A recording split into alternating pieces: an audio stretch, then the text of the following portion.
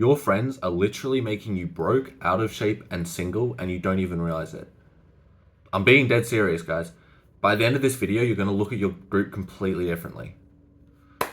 Real quick, welcome back to No More Awkward, the channel where you can build conversational skills that last.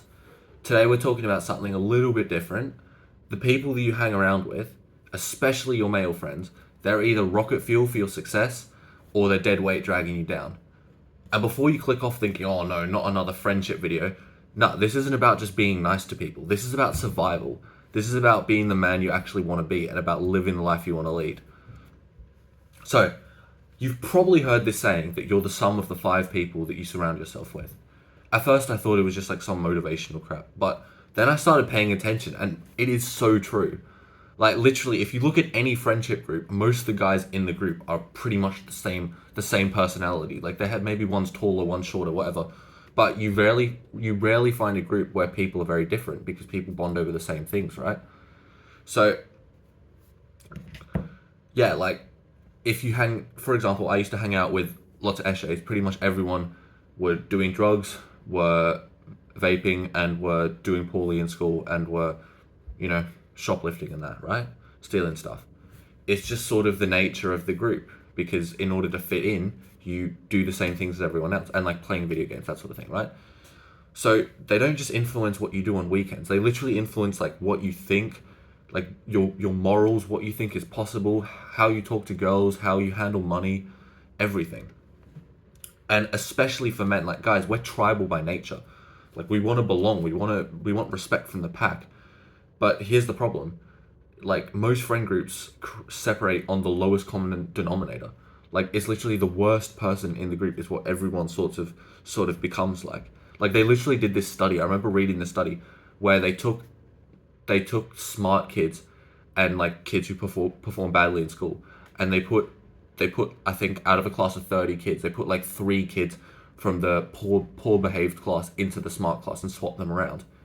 But instead of the poor behaving kids, well, I'm just going to call them the dumb kids because it's a long sentence, whatever. Instead of the dumb kids' grades going up, actually 27 smart kids' grades went down rather than the 3 dumb kids going up. So the way these groups often work is everyone falls down to the lowest level.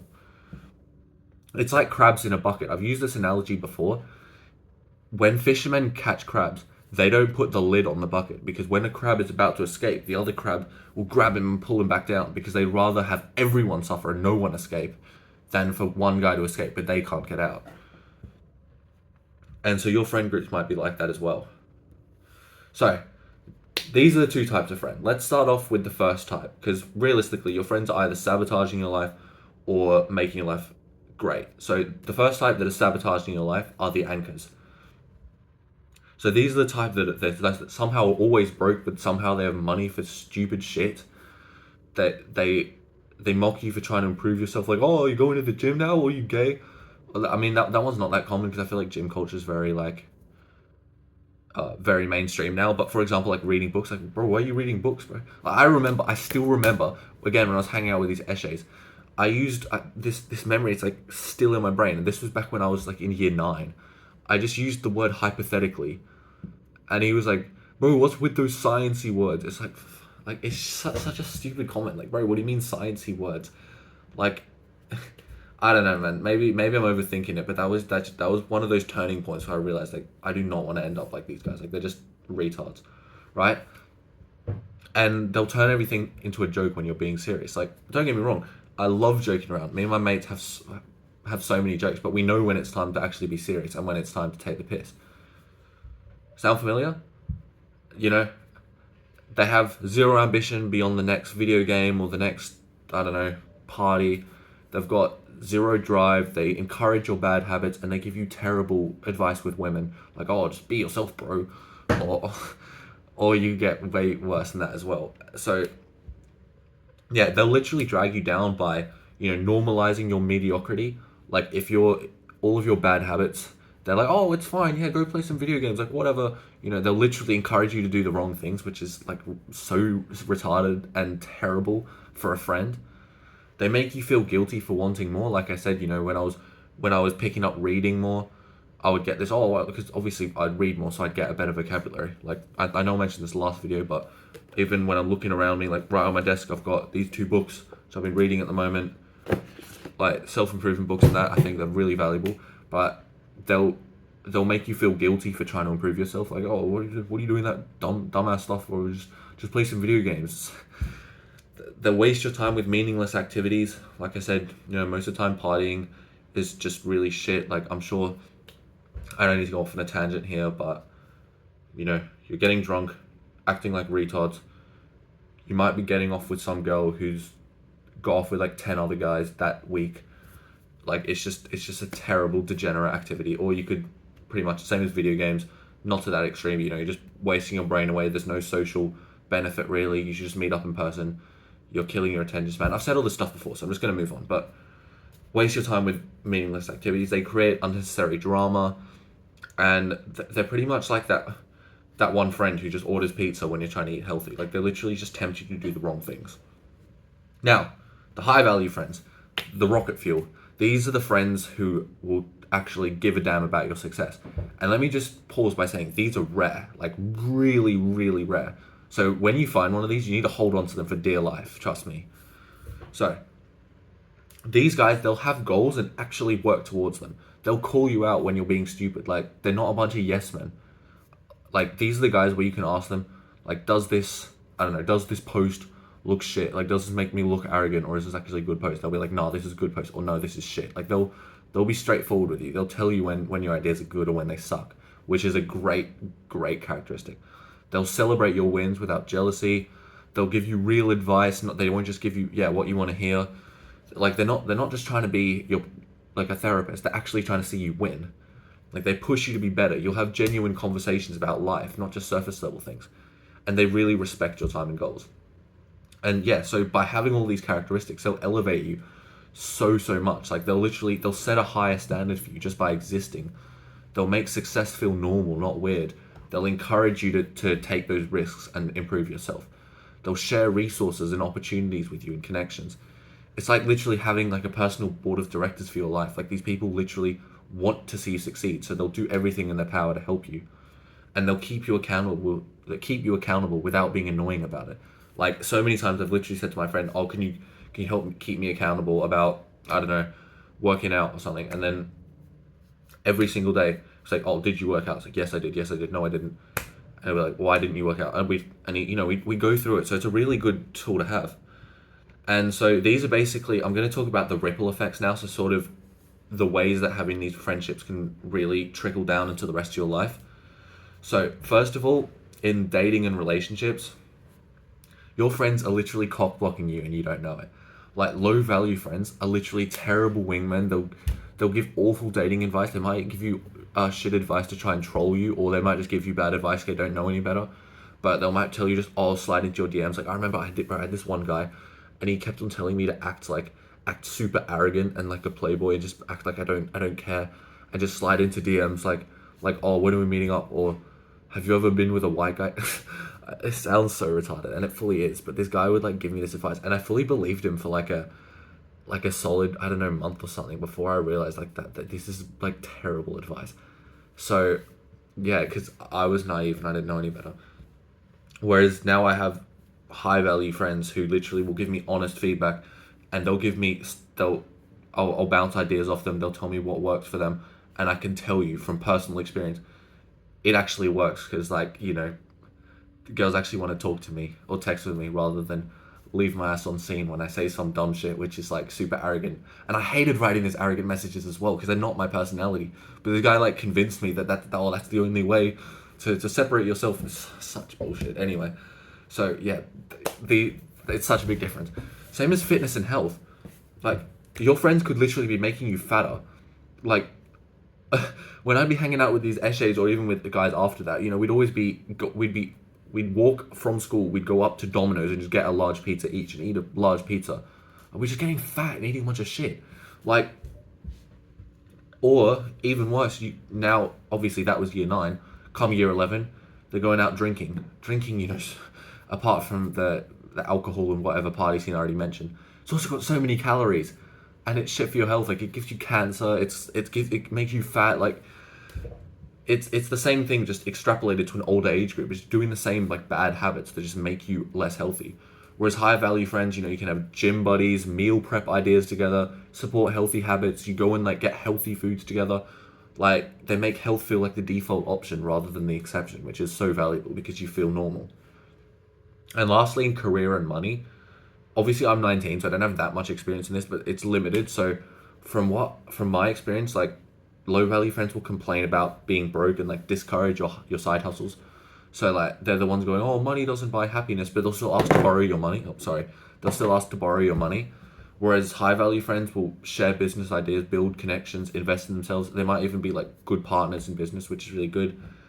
Like, when was that? Let me ask you a serious question real quick. When was the last time you and your friend group had a serious conversation about building wealth?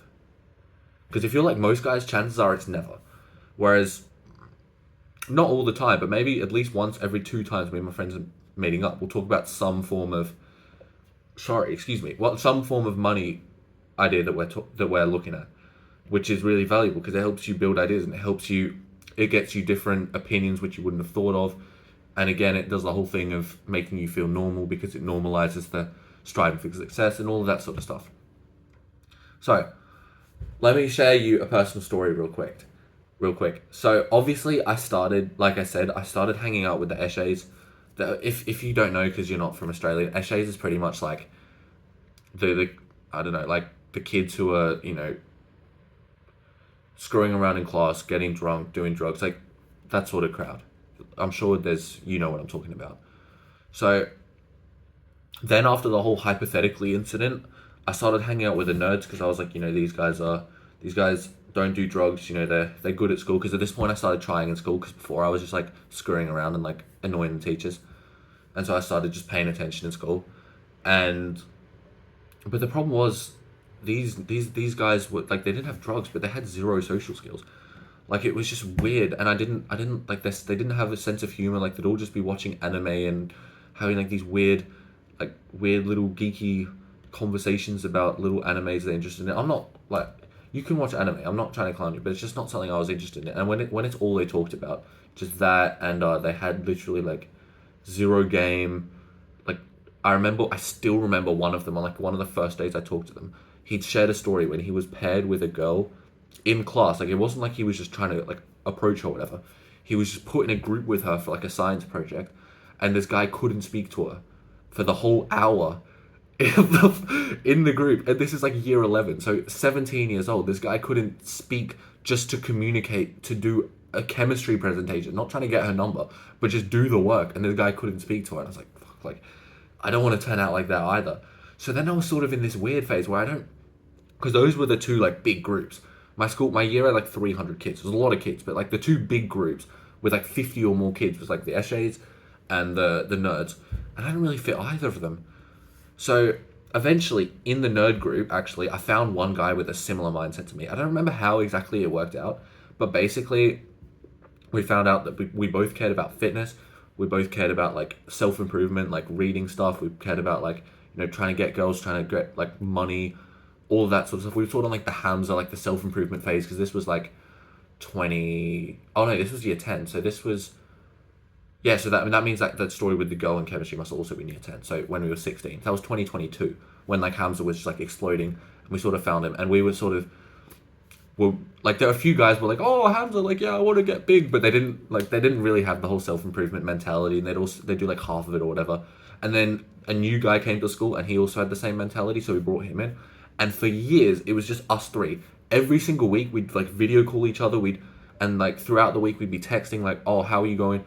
How are you going with your progress?" We called ourselves like the Success Clan, which is really cringe. But like we'd be looking at success in like pretty much every area of life. Like we'd be saying to each other, "Oh, how are you going with, I don't know, fitness? Oh yeah, I'm trying this new protein powder. It's really good. Here's the link. There's a good discount going on at the moment. Like do this." Oh yeah, like I've called a approach. I've got this number. Oh, sick, I got this number too. Here's what worked for me. Oh, bro, she's left me on delivered. What should I do? Oh, you should do this. And we'd do like fitness challenges together. We'd be like meditating. We started YouTube together in like year 10. Like I might link one of my old videos in the description. I don't know, like the very first one, because it's unlisted on YouTube. and it was really awkward. But we all did stuff together, right? Like we all had that group mentality, and for years, like so this was like year 10, right? So I'm talking now we're 4 years after that, no, 3 years after that, and I found like two more people who fit this criteria, two that fit in this group. Like it's the scarcity that creates these relationships. Sometimes you find people, which happened to me a lot. I find people which seem to tick the boxes. Like I told you, that guy who gave me the really crap advice with the girls DMs earlier. Like he was interested in the gym, and he was like he'd tried a few like side hustles and that. So he seemed good, but then like his mentality was all screwed up. Like his mentality was like, oh, I just want to cause like pain in the world. I just want to see other people suffer. Like he literally say this, like I just want to like ruin people's lives. Like, and it's like, bro, like what's wrong with you? Like that's just not the type of person you want to have around, right? So basically, you meet hundreds of people. Some who seem almost perfect fits, and some who just don't seem close. But you'll only find a very very tiny minority which fit and align with your goals. And this is true with everything, not just like self improvement. But this group, we have the exact same humor. We're always laughing, but we also share all these deep personal connections. Like the transformation was literally like life changing. Same person, but I had a completely different trajectory with these people. So now to how to find them. Sorry, my voice is really dying. I'm a bit sick. Let me try to drink some water. My bottle's sort of empty, so we'll see how well my voice goes. So first of all is like gyms and fitness classes, or like this is good because people working on themselves attract people working on themselves. But the only caveat to this is a lot of gym guys, especially in our generation, like that's their only habit. They go to the gym, but then they'll also like be doing drugs and go partying or whatever. So they're low quality, but they have this one thing going for them. So be careful about that. Skill based communities is also good, like martial arts, for example, similar vibe.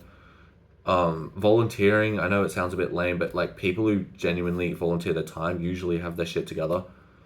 And if it's volunteering for something you're interested in as well, like I don't know, if you like dogs, or I have a dog, I like dogs. You volunteer for an animal shelter, like bro, what skimpy party girl who is always hungover, what girl like that is volunteering at a dog shelter at 7 a.m. in the morning, right? So like you'll meet high quality people. So notice how none of these are bars or clubs, right? And so just in general, some red flags to avoid is guys who only talk about themselves, they only complain, they're just negative, no goals beyond entertainment, they just want instant gratification, and they're just jealous of your progress, and they always like the crabs, they're always trying to pull you down. Green flags is ask good questions, they have something going on in their lives, they support others' success, they take responsibility for their own problems, and pretty much you just know it when you see it. Like when I meet someone, I pretty much know like this guy is a really really good quality guy. I need to keep him around. And I've only had that moment a couple times. So, how to upgrade your current circle. So, you want to make like a gradual shift. Basically, just burn your bridges with the complete low level anchors. But if you just have a few like semi anchors, like they're not really like they just play some video games, but they're not they're not terrible influences. Just spend less time with them and more time with the rockets, because it's not really about being mean. It's about like being strategic. Like you sort of need to set boundaries about your time and energy and allocate less and less time to these guys and more time to the others. Make that switch over. Because again, from my experience, you don't need 20 friends. You need 3 to 5 really solid ones. Like I said, it was just us three for 2-3 years, but it didn't matter because we'd call each other every week. We'd see each other like every few weeks. We'd be like laughing out loud, like crying, laughing. Like we'd be doing so much stuff together. We'd be texting each other constantly. So it really you don't need to have like 20 people who you somewhat know. You just need a small group who you really really trust and know well. So like yeah, you need to focus on like building those solid relationships, and you can check out my other video, which I'll link up on the screen now, about how to build friendships better. And being the friend, you also want to focus on being the friend that you want to have. It's like lead by example. Like if you're high quality, you'll attract high quality people to you. If you're like one of those like low quality video game people, then it's going to be hard to attract people without being trying to sound arrogant. It's hard to attract people like with my sort of mindset and I guess level that we're at now, because when we're not really interested in that sort of thing. So you need to demonstrate that you're putting that life behind you, and that you're interested in success. You're sharing your resources and opportunities. You just want to be the friend that shows up, not just the friend that hangs out. So, look, this might mean some uncomfortable conversations, some breaking of relationships, but realistically, you have to think about if these relationships are worth breaking. Like they probably will break by themselves throughout your life anyway, and you really don't want these people screwing your life up, so they're probably worth it to just break now. And that's okay. Like, outgrowing people is just growing up. Your future self will really thank you. I know I say this in pretty much every video, but I'm so thankful for the transformation that I made in my friends. So here's what I want you to do right now. Look at your top 5 friends, the 5 friends you spend the most time with. Be honest. Do you want to have a life like theirs? Yes or no? And are they pushing you towards your goals or pushing you away from them? Because the answers to those 2 questions should really determine if you should completely dump them or stay with them and hold on to them dearly. Because there's only really 2 options there. Either they're high quality and you should really keep them as hard as you can, or they're low quality and you should get rid of them as quickly as possible. Just to wrap up, the quality of your life is directly related to the people around it. Like that, again, that is from my personal experience. I literally had a terrible life. I had nothing going on for myself. Like I said, I had 50 friends, but no one to hang out with. I